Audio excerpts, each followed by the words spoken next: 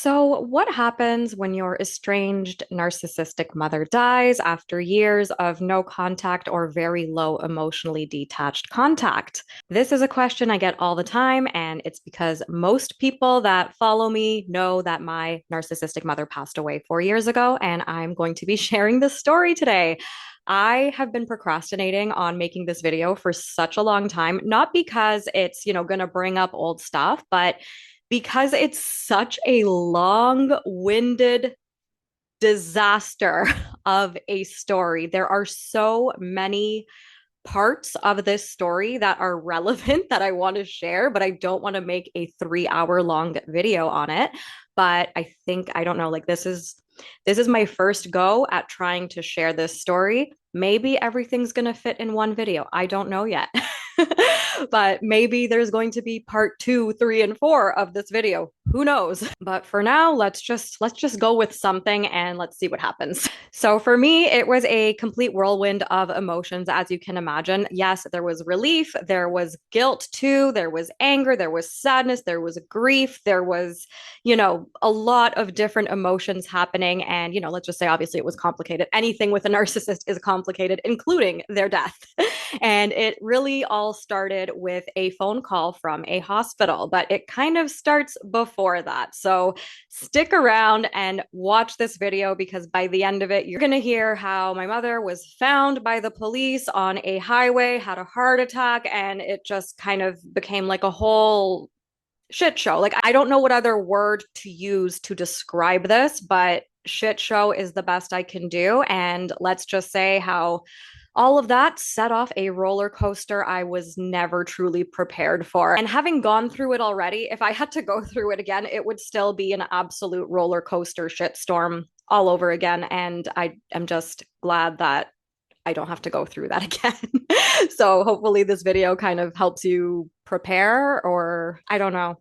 Either way, in my recent video about feeling sorry for your aging narcissistic parent, a bunch of you in the comments said you wanted to hear this story. So here it is, and it may be to be continued. Before we dive in, if you're new, I'm Coach Adriana, and after a lifetime of narcissistic abuse from my late narcissistic mother, I thought I got away by going low contact with her, but I ended up getting chronic pain and learning that I actually had to process my emotions so I could get out of the pain. Long story short, that is how I became a coach. I processed my emotions, got out of the pain, healed from my childhood narcissistic abuse, and started off as a pain coach and then decided to be a narcissistic abuse recovery coach. And my goal is to empower fellow survivors to heal, set boundaries, and live life on their own terms. If you're interested in learning more or working with me or getting your hands on any of my resources, check out the link in the description. And without further ado, let's get your shift together. Let's start this wild story. So the year was 2020. I'm sure we all remember 2020. Pandemic was in full swing.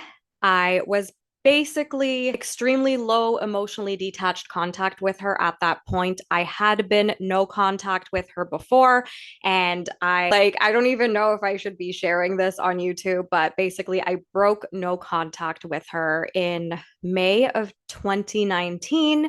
I guess I got to share it. Long story short, I needed her to take a DNA test, not for me, but for a relative that I found on 23andMe, and things just were not adding up. Anyways, everything was cleared up on my mother's side, but that's all my whole family, my entire family on my mother's side fucked. But either way, I broke no contact with her May of 2019, and as I was getting her to spit into a tube at her house because I needed her to take this DNA test. I don't know. I might not be able to share that story until 10 years from now. I share it with my clients all the time, but I don't think I can share it publicly because you just never know. I don't know who knows me that watches this. So but regardless, she was kind of showing some signs of dementia at that time. So I knew, something was up, and family history of dementia and all that stuff. And her ceiling had like fallen in because there were two families of raccoons living there. So we saw that, me and my husband, and it was obviously concerning. And then she started talking about her aunt who died in like 2004, but she had like tears in her eyes as if it had just happened. So, and like she randomly Like she never spoke about this aunt in the past. So for her to randomly bring it up and like as if it had just happened, like me and my husband could tell like something's off. So at that point, I figured, okay, maybe I'm just going to be super, super low contact with her moving forward and, just respond to things that are important. If she leaves me any weird voicemails, I'll probably just call senior services on her to get an assessment and she can be the government's problem. Like I had no plan on doing anything for her. You know what I mean? Like she just becomes, they're social workers, things like that. Like that was literally my plan with her because there's no way in hell I was going to take care of her as she aged. At the end of the day, no legal requirement for me to do so. So that was basically the plan. And so I don't really think I actually heard from her at all. Like maybe there was like I literally like I don't know if I blocked this out of my memory or what. Maybe the memory will come back one day, but I don't recall really having any kind of conversations with her. Like maybe I did the 5 minute, like, Merry Christmas, Happy Birthday, okay, bye kind of thing. But aside from that, I didn't see her. I didn't really pick up my phone unless, she sent me a voicemail and then I listened to the voicemail and determined whether or not I needed to call her back. So in May of 2020, I will literally never forget this. I was giving my friend a pandemic haircut and because everything was closed, obviously. And I noticed on my phone I had a missed call from her, but my protocol was I do not listen to the voicemails or answer my phone until it's the end of the day. I've done all the important things I've needed to do for the day. Then I listen to the voicemail. Then I determine if I need to call her back. If I do, I call her back. If I don't, I don't. And so at this point, before all of this, I thought, I did so much healing and I could handle anything. But as they say, the healing journey is never over. And obviously, there were all these emotions I ended up having to face when all of this started going down, and emotions I had no idea I was still even carrying. So, anyways, I'm at my friend's house. There's a missed call from her. I go home later that night. I listened to the voicemail and it was the weirdest thing. Like I had some kind of a weird intuition that evening. So she left me this voicemail and it was the most bizarre voicemail I have ever heard from her and the final voicemail I would ever get from her. And this one, literally, in my mind was like, I think I'm going to call senior services on her. It was the May 2 long weekend in Canada that weekend. So I was going to, on the Tuesday, call senior services because they would have been closed and, just have them go and check in on her or something like that. But I ended up not actually needing to do that because the voicemail, it was so random. So I have to replicate my mother's accent. I have no other way of imitating her. So the voicemail was so bizarre. It was literally, "Oh, hi, Adriana. It's me, your mother, Stella. Two ladies came to the house today looking for you. Two ladies. Do you know them?" Click. That was the voicemail. It made no sense. It was so bizarre. And I was just like, what the hell? Around 11 p.m. that night, I started having a panic attack and there was no reason for it. But, as a trauma survivor, if you have a panic attack, you just kind of shrug it off. And it's like, okay, today's the day I have a panic attack. It is what it is. So it's like 11 p.m. I'm having like a full blown panic attack.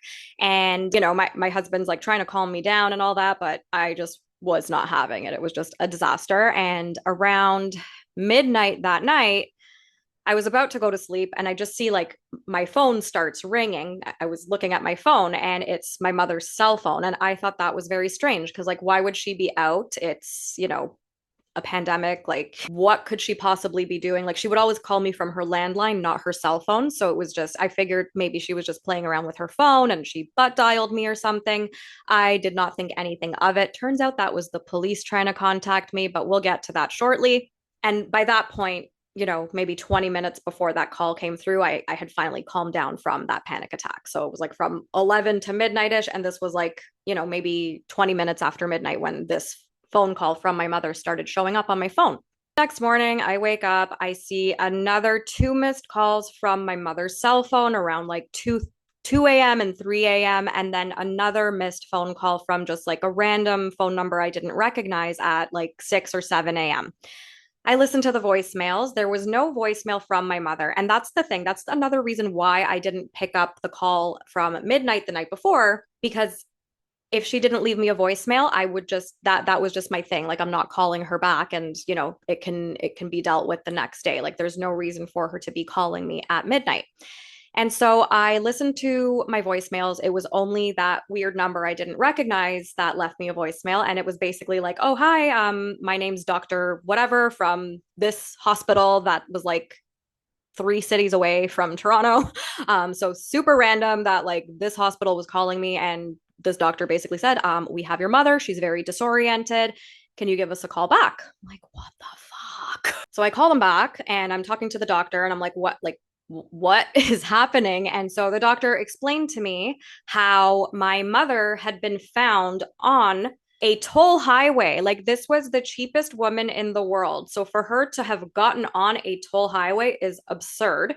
But she was not in the right state of mind. Like something definitely was off if she went on that specific highway where you have to pay for it because like she was extremely cheap. And basically this doctor was telling me that the police found her pulled over on the highway and they kind of, approached her car and she was extremely disoriented, but somehow had the wherewithal to give them my phone number. And the doctor said that she had a very severe UTI. And sometimes I didn't know this, but when an older person has a UTI, it can kind of go to the brain. If they have any dementia type stuff going on, it can make it a lot worse. So she was extremely disoriented. And he also said like she may have had like a mild heart attack and they're just running some tests on her. And, if I had any of her medical information. The only thing I really knew was that she had high cholesterol and didn't want to take medication for it, which is probably why she ended up with a heart attack. But anyways, that's not the point of this video. And I was pretty straight up with the doctor. I was like, I've been kind of estranged from her for a few years. Like, this is what I know. I don't know what else to tell you. But I was the only next of kin. Like there was literally nobody else. Like I'm her only child. She we'll talk about her brother, my uncle, later because that's a whole other thing. He had been suing her for like 10 years. That might be in a different video because I had to clean up that legal mess. It was, like I said at the beginning of this video, it was a cyclone insanity. Like this is just like the craziest. Like I've retold this story so many times, and every single time I do, I'm just like, holy shit, like I lived through that, like that. Wow. Like if I could get through that, yes, and my whole life, I guess I can get through anything, like smooth sailing, right? Anyways, where am I in this story?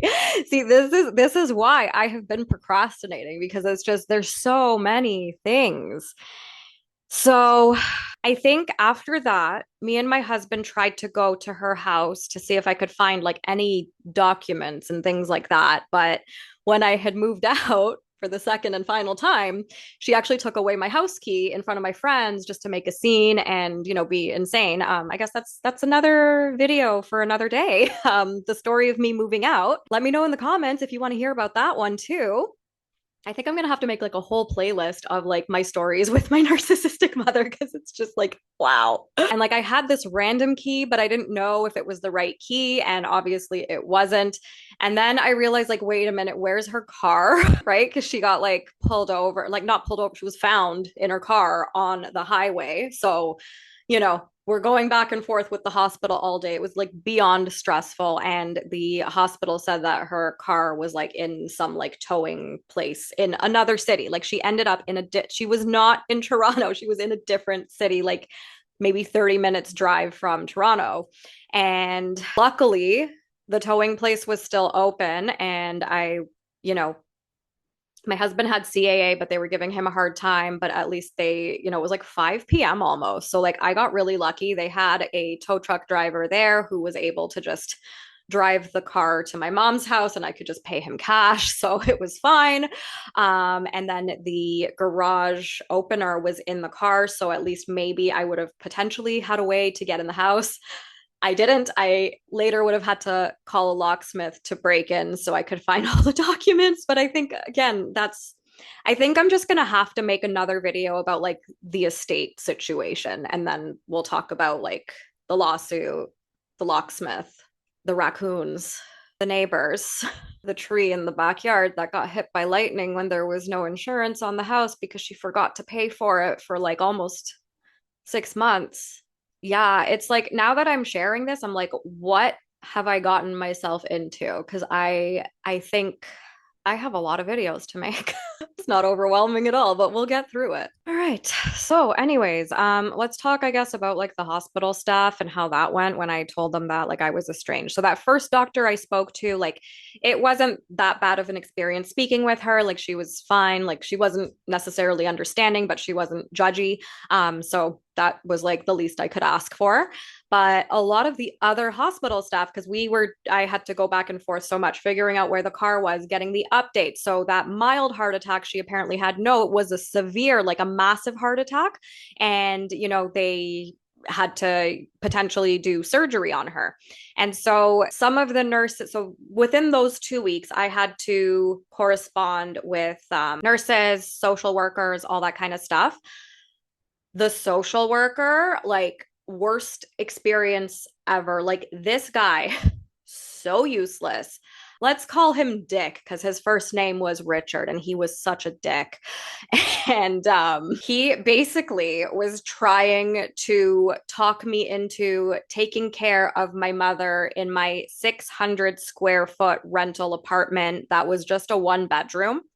And I pushed back. I was like, there's no way. I am not going to be financially responsible for this woman. I am not going to take care of her.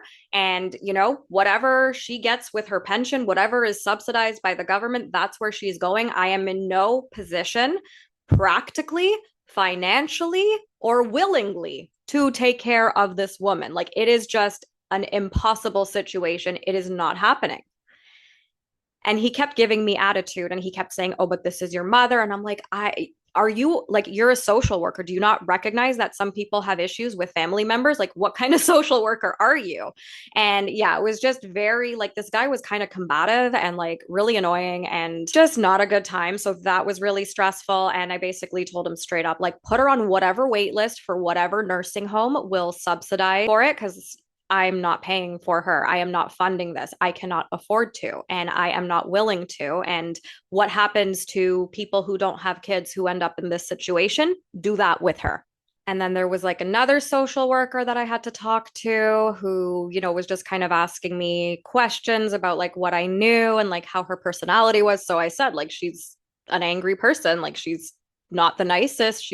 I believe her to be narcissistic, if it's appropriate to say that, because you know how people are when you use that word. But that person was actually like, he got it, so that was cool.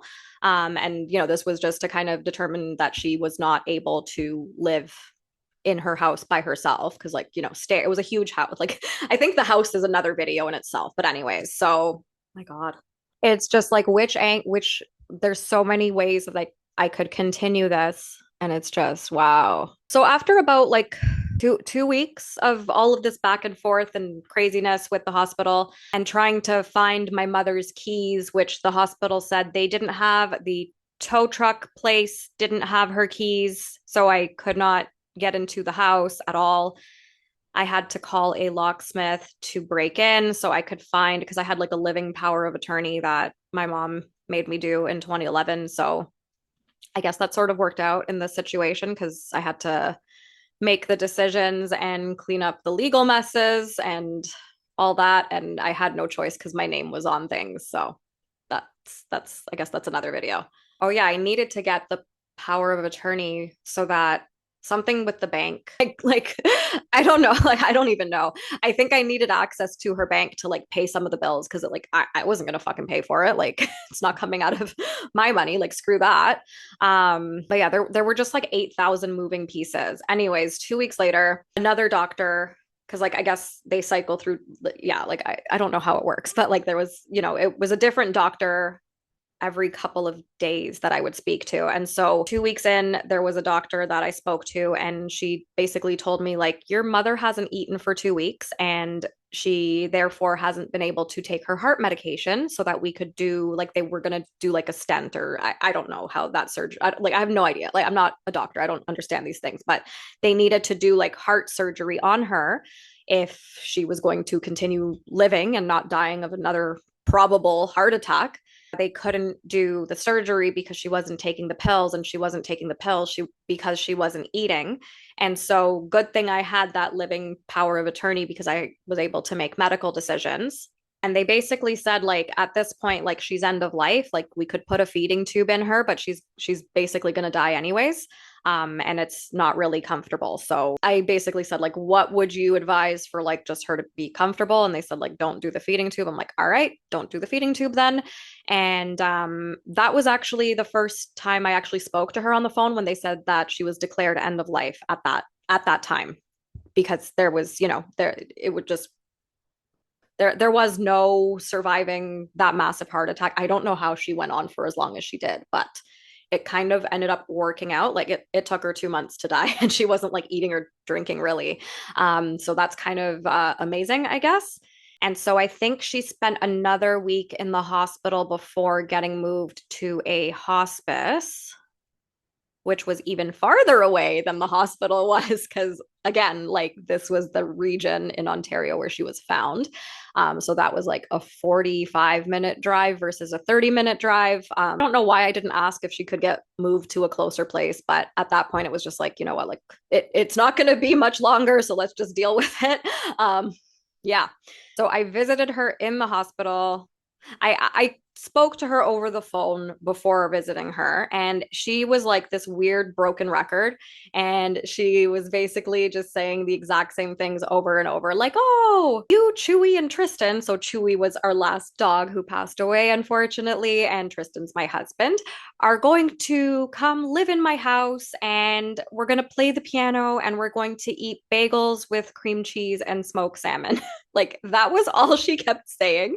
It was so random. Like she's never said things like that before. I think she always like wanted me and my husband and our dog to like live in her basement so we could be under her control, but like hell no. And it was never it was never phrased that nicely, where we're going to play the piano and eat bagels with cream cheese and smoked salmon. It was just like, not like nice. But this nice person, I knew that that was not my mother. I knew that was the disease speaking, because the dementia was exacerbated by the UTI, and obviously she had a massive heart attack, which like I would imagine blood flow to the brain, that's gonna mess some things up there too. So I knew like this was absolutely not my mother.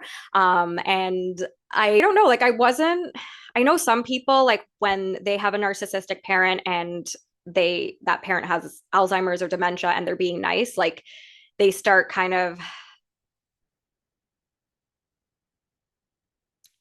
how do I phrase this? Like they start kind of like feeling sorry for the parent, or like feeling bad about, like just kind of thinking that, oh, maybe she could have been like this her whole life. But for whatever reason, I guess because all of the inner work I had done by that point, thank goodness. If I didn't do the inner work when all that happened, I think it would have just been like even more of a shitstorm than it needed to be. But I think because I did the work, I was able to have the wherewithal to know and not doubt that this is the disease speaking, not her. And I actually ended up going to the hospital, and I wasn't technically allowed to go to the hospital at all because it was during COVID and they were limiting, the people coming and going into a hospital, high risk situation. But when people became end of life kind of thing, they would allow people to go visit. So I went thinking this could be the last time I see my mother. And it wasn't her. Like it was not her. Like she looked like she was so skinny, like she was definitely like fading away. But again, she was talking about like playing the piano and living at her house and eating bagels with cream cheese and smoked salmon. And then she's like, oh, are you here to take me home? Like, I don't think she even knew who I was. It was interesting. And I was already kind of familiar with Alzheimer's and stuff like that, because both of my grandparents passed away of Alzheimer's, like when I was like 12 and then into my early 20s. So I knew exactly what this was. And yeah, it wasn't her. And so by that point, when she was declared end of life, I realized like, okay, like I probably need to contact a lawyer, because I knew there was a lawsuit. My uncle had been suing my mother since like 2011, a year after my grandmother passed away, because my mother was trying to bamboozle him out of his share of his inheritance from the house. So I think that the estate situation, I think needs to be a separate video, because this is going to be like 2 hours long if I talk about everything in this. Christ, man. So yeah, so after that, like I guess like a week after I saw her in the hospital, she got moved to the hospice. And the hospice staff, they were actually fantastic. Like when I mentioned like we've been estranged, so I don't have like a ton of information for you guys. They were like, "Oh, we totally get it. Like there's so many complicated family relationships." I was like, "Wow, like this was such an amazing place." Like just the staff were just phenomenal and they understood, which was so huge. So basically, there was just, all these moving pieces. And I did contact a lawyer at some point, and I had found my uncle's cell phone number because my mother wanted me to print some text messages to like use in court or something. So I texted him because I found those screenshots that she sent me that were just like, he was literally calling her out. It was actually hilarious. But I texted him and I let him know that, your sister's gonna die. Just thought you should know. And luckily, my lawyer was actually friends with his lawyer. And like my mother had gone through 9 lawyers in like 9 years for this case because she was wrong. And every lawyer that she hired told her that she was wrong. And then, she didn't like what she heard. So she would switch lawyers. And that's how lawsuits can last 10 years sometimes. It was absolutely insane. And so thank God I contacted the lawyer when I did to kind of get the ball rolling on the legal aspect of the estate stuff because it was a disaster. And again, that's going to be another video, but long story short, like there was a thunderstorm and then the tree in her backyard got hit by lightning and knocked over the fence to the back door neighbors. And then I realized that like she hadn't paid house insurance in like since October. And so this is now July of 2020. So October of 2019, I think is, yeah, from like the document I saw, it looked like she stopped paying for house insurance and car insurance, which I don't know how like she wasn't, I don't know, like pulled over or something earlier, but whatever. It just all kind of went the way it went. And my God, like this is the thing. This is exactly why I have procrastinated this video. Like you're seeing the edited version of this where I'm cutting out all of the like pauses where I'm just like, fuck, like which direction do I go with this? Because it's so crazy. If you're still watching, like, wow, thank you for being here. You are a trooper. I think we're going to reach the conclusion of this video in the next, hopefully, 5 to 10 minutes, because everything else about this is just going to have to be like their own videos. But basically, I had to, while she was dying in the hospice, I was visiting her every week because I thought that would be the last week and it wasn't. And so I don't know why I kept going, but I just kept going. And, some people say, like, should I visit my narcissistic parent on their deathbed or not? It honestly, as someone who did, I don't feel like I needed to in hindsight. Like, I think maybe I was just operating out of a sense of obligation back then. But at the end of the day, like, I felt kind of safe visiting because it wasn't her, like, it was the disease. But the real her did make a cameo. I think a few days, like up to around a weekish before she actually did kick the bucket. And so let's say like it was early June that she got moved to the hospice. It wasn't until mid-July that she would actually pass away. And keep in mind, she is not eating this entire time. Like she is withering away. She lost her ability to speak. She looked past you, maybe had some ice cubes throughout the day, but like she wasn't eating or anything like that. And she somehow wasn't in pain, according to the hospice nurses. So that's good for her. So they didn't like actually even give her any painkillers or anything. So yeah, like it's so wild how she was able to continue existing for such a long period of time. But literally 6 days before she died was the day we had like a thunderstorm and that tree fell. And I figured out that there was no insurance. And so my lawyer, because we had to sell the house to settle the legal dispute with my uncle, and I ended up just paying out of pocket to fix the fence so that the neighbors would shut up. And like the neighbors are probably going to be another video because like holy cow, that was something else. Like I think I mentioned the raccoons. Like one of the raccoons fell on like the next door neighbor's child at one point. Like it was a whole thing. But anyways, like thank goodness that she lasted that long, because if she died before I was able to get insurance on the house, then the whole thing would have gone to like probate and potentially court. I'm going to be completely honest right now. I had a timer go off because, I have clients and things like that, and my timer went off. And so I had to, pause recording, and I completely forgot where I left off in this story. So I might be repeating myself, but or I might be completely missing whatever I was just talking about.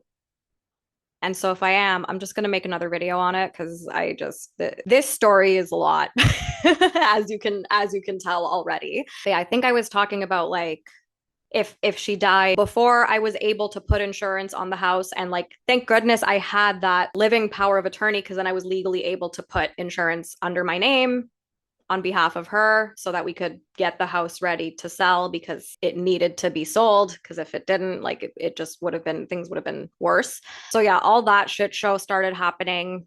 And then, we had to like clean out the house, get it ready for sale, get it repainted, just all the headache, like just thinking about it, I'm overwhelmed.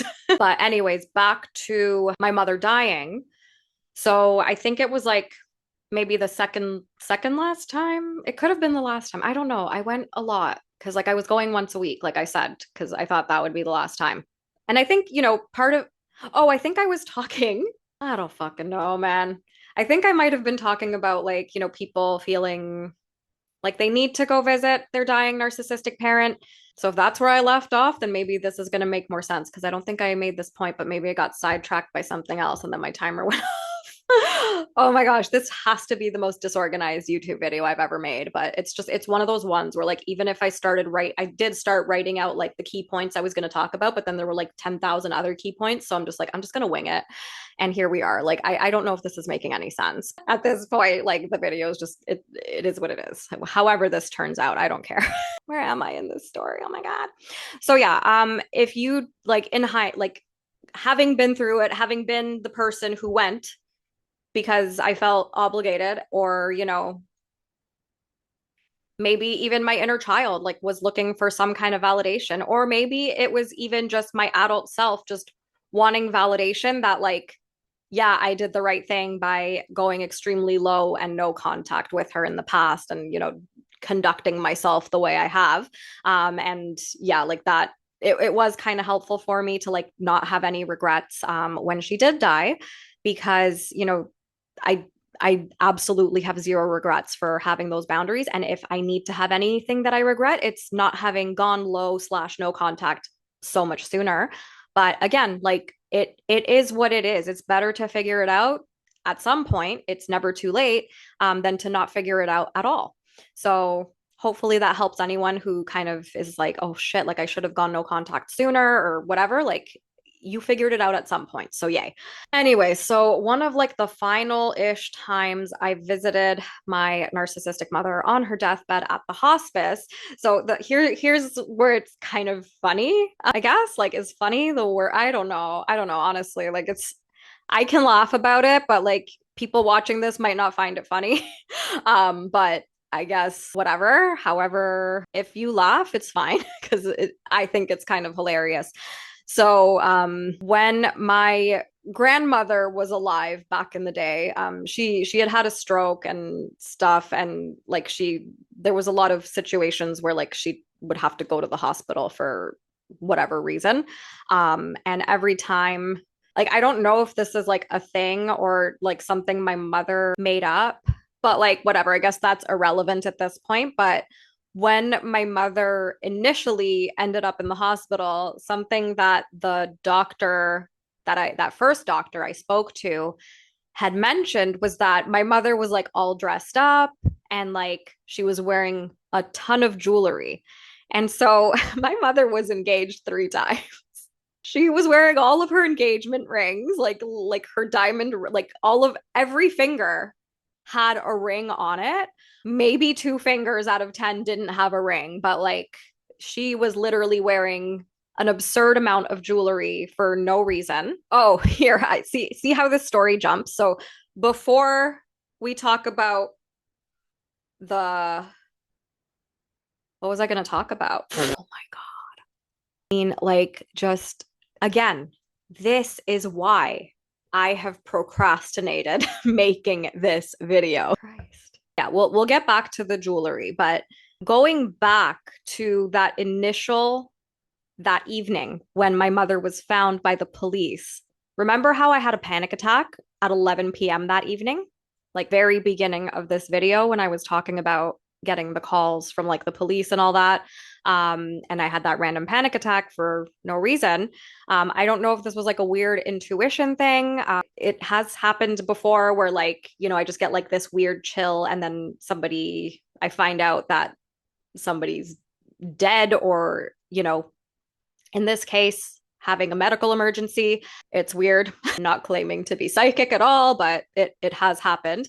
And this was obviously one of those situations where it happened again, I guess. And basically, so when we were dealing with all the crap at my mother's house, we got the bill from the toll highway because she didn't have like a transponder or anything. So it's like if you go on that highway, they take a photo of your license plate and then you get a bill in the mail for using that toll highway. She got on. So okay, she was found, let's say 30 minutes west of Toronto. And when we got the bill in the mail, she got on like an hour east of Toronto on that highway, which is crazy. And guess what? She got on it because it tells you like what time the car got onto the highway. And luckily, because this was a long ass trip, but because her car got towed off of the highway, there was no way for the cameras to take a picture of her license plate. So she only got charged for like one exit basically. So it was like a $14 bill versus who knows how much it would have been because it was like, it has to be like 70 or 80 kilometers. I don't know what that is in miles. It's less in miles, but still like a long ways to go. So that would have been a very expensive bill. But anyways, so she gets on at 11 p.m.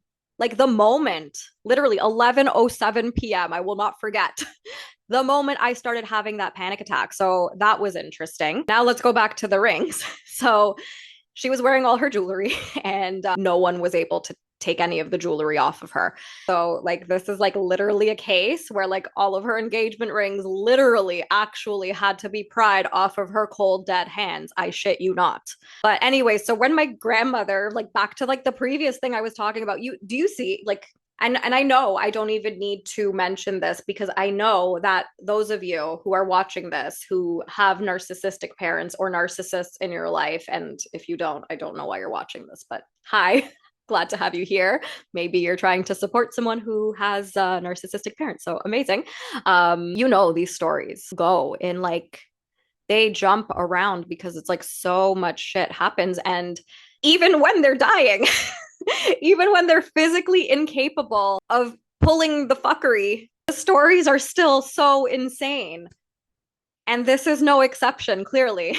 And so when my grandmother would go to the hospital, like my mother would always make it a point to me to say that like we needed to take her rings off of her fingers to put them in a safe spot just in case they go missing in the hospital. I don't know. She probably thought like the staff was going to like steal her shit from her. And she would always tell me as a kid that like if she was ever wearing her jewelry and was in the hospital to like make sure that I took her like any expensive jewelry off of her. And so that's what I tried to do. So like let's really remember here. We're like 6-7 weeks into the dying process at this point. Like it took her 8 weeks to die from the point that she had the heart attack and the whole everything began. So we're like 6-7 weeks into this, I would imagine, probably the 7th week. I don't know. And me and the nurse, and like this nurse was amazing. Like she was so sweet, like so understanding about like the estrangement and all that. And I think she might have actually started to follow me or something. I don't remember, but like she was like super on board with what I was doing, like coaching survivors of narcissistic parents and all that great stuff. So like that was super cool. And basically I decided that day to see if perhaps I could take some of her rings off of her hands so that I could put them somewhere safe. At that point, it didn't matter because like she's been wearing them for all this time. And let's put it into perspective. She's physically dying. She has not eaten in 7 weeks. She cannot speak.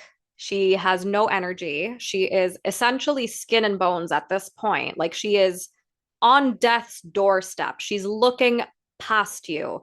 She is not there. So yeah, the nurse said, "Yeah, go for it. Let's see if she lets you take them off this time." So I go to her, I grab her hand and I start like going towards the ring. She gave me the death glare. She actually pulls her hand away from me like in anger and disgust and like just hatred.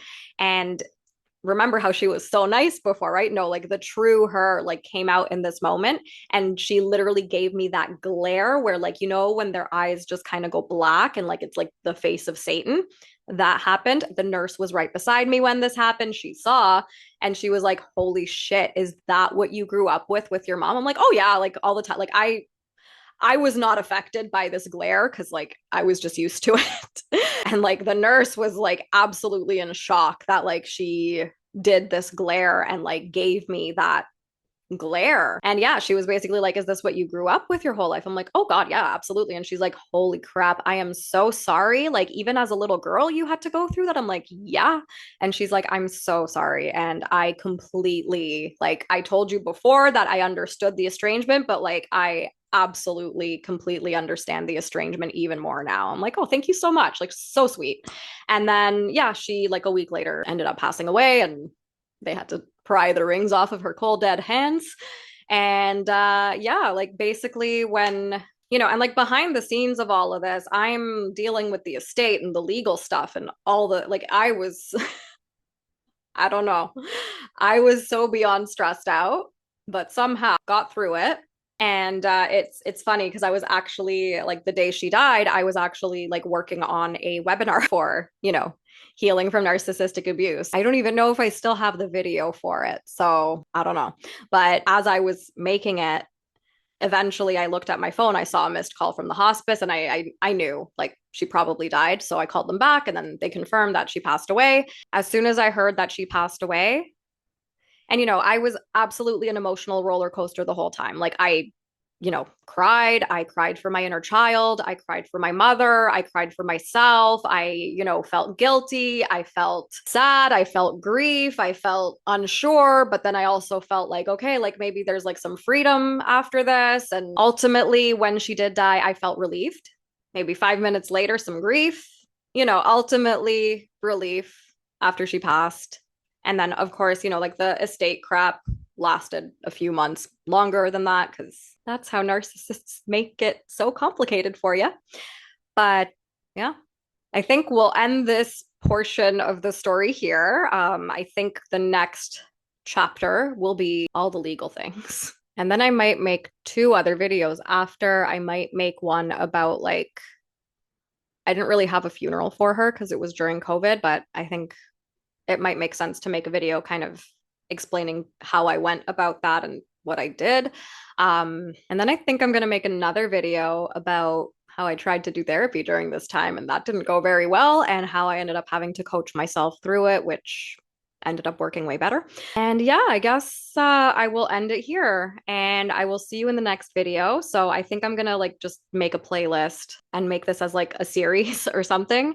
And yeah, let me know in the comments which portion of the story you want to hear next. So I think I'm definitely going to do like the estate stuff next. And then let me know in the comments if you want to hear about the funeral situation and or the coaching myself situation. And whichever one you guys in the comments decide more that you want to see as like the third video, I'll make that one next. And then the fourth one will be whichever one of those 2 less people choose in the comments.